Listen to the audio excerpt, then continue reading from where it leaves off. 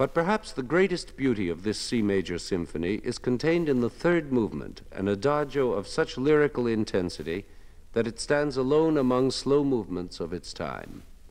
Again, the orchestration is simple, made to serve the music, but it is full of wonders even so. The soaring, tragic melody with which it begins is given to the violins, but there's a difference. It is played by all the violins, not only the first violins, leaving the pulsing accompaniment to be played only by the violas. This may seem at first like an imbalance, 34 violins playing the tune as against 12 violas accompanying it. But obviously Schumann wanted the maximum intensity of singing quality, or cantabile, and so he used all the violins he could lay his hands on. And with proper balancing by the conductor, it turns out that there is no problem of balance in the scoring at all.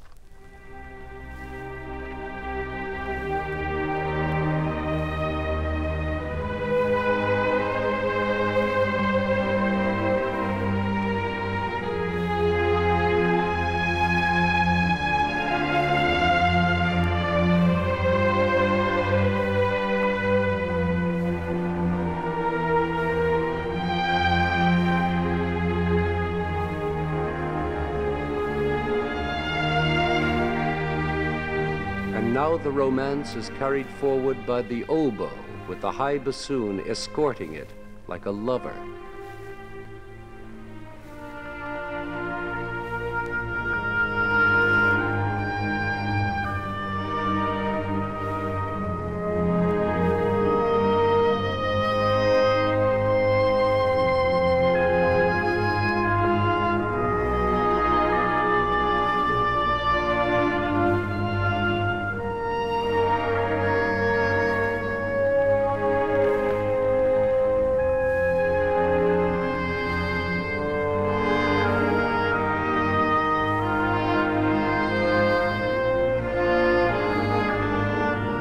The strings join again with the winds.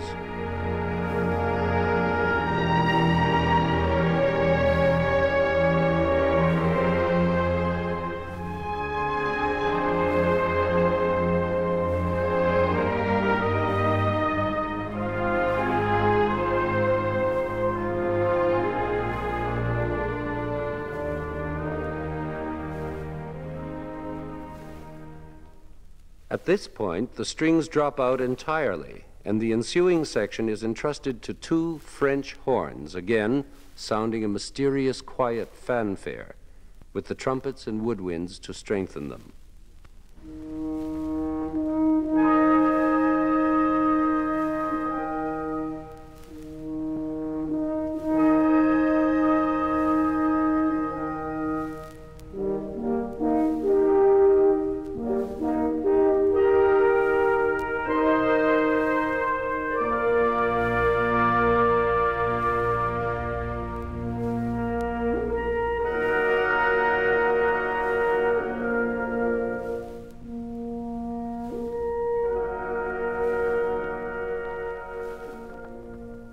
Surely nobody can say that the strings are being overworked now. This mixture of brass and woodwind sound is one of the most original to be found in the symphonic repertory of the time.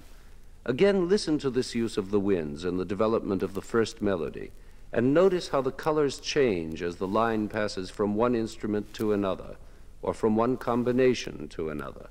The four wind players have become almost an operatic quartet, conversing together in a lyric scene.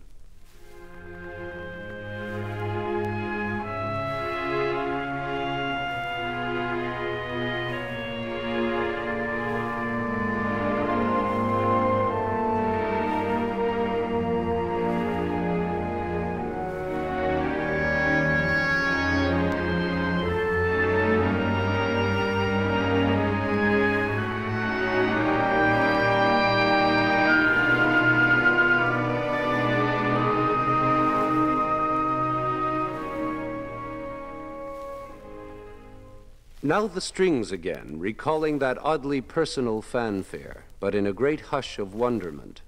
And again we can hear Schumann's distinctive way of writing very high notes for the cellos, so that it makes that intimate string quartet sound.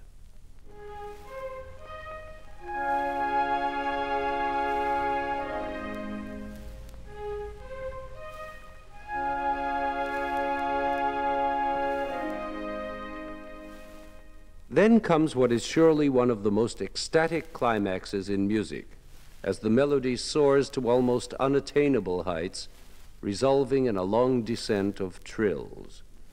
And let's be aware that this great climax is achieved with the most modest forces: strings, horns, clarinets, and bassoons. That is all. A miracle of simple orchestration.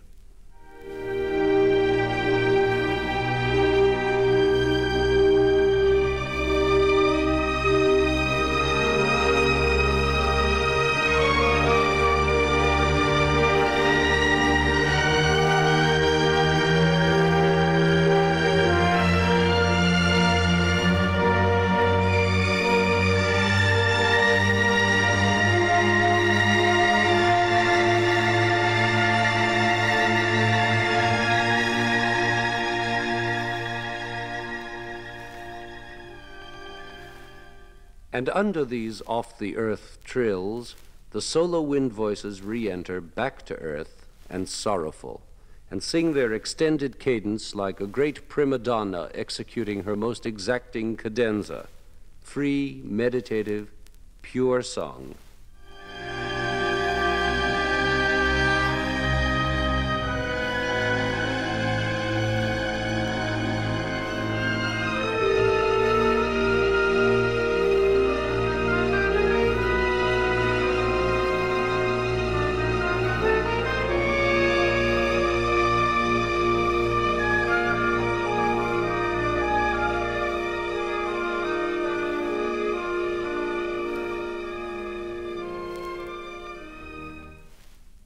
How beautiful, how simple, and yet how original and moving a piece of orchestration it is. Of course, it is beautiful basically because Schumann's notes are beautiful.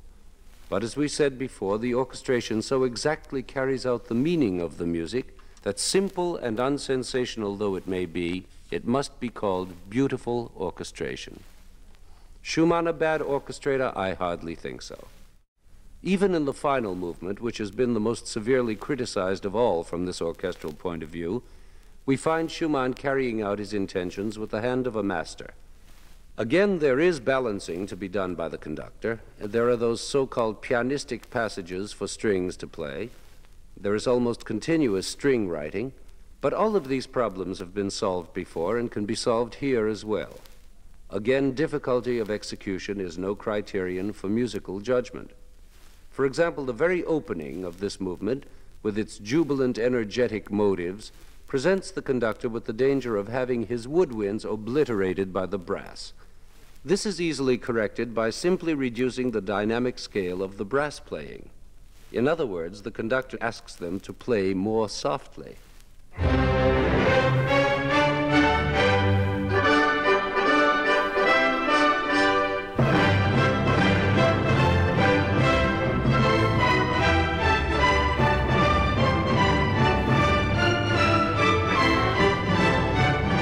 Or take this passage in the transition, which again requires virtuoso playing from the violins. But all that really means is that it takes a fine orchestra to play Schumann.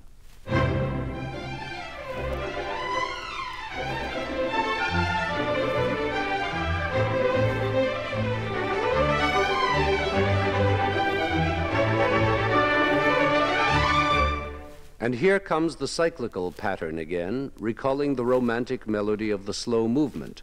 But now it is embedded in a context of joy and power.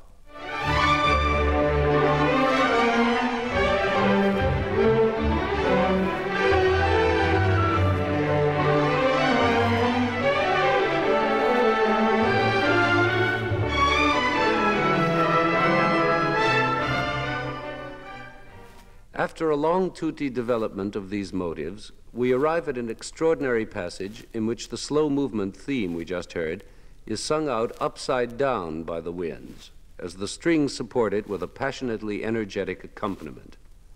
Notice also in this passage how the high cellos are again heard, this time strengthening the wind sound, and also try to hear, if it isn't too much to assimilate all at once, the return in the brass of the opening trumpet call from the first movement. By listening for all three of these elements, you can see the orchestra as a three-part ensemble, embodying the string choir, the wind group, and the brasses. This is a perfect example of orchestration by choirs. Each choir has something special of its own to do. And if you can distinguish them, you are well on the way toward a greater understanding of orchestral procedure.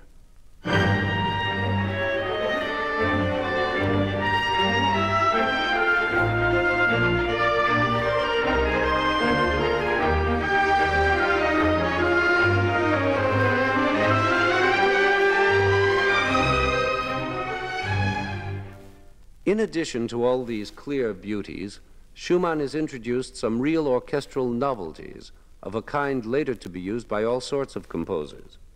For instance, when the oboe introduces the new material in the middle of the movement, a solo viola, only one viola, slips in to double the second phrase, and only this one phrase, an octave below.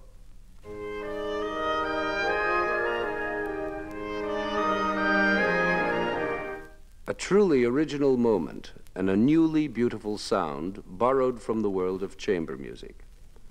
Then an enormous coda is built up around this phrase, bringing the symphony to a close in a typically Schumannesque blend of energy and lyricism. It is quite unlike any other music. It is a kind of greatly magnified song. And the final touch of orchestral innovation comes at the very end when, of all things, the timpani is given a magnificent solo to play. This is a touch of modernity that should silence forever the charge of academicism in Schumann's orchestration.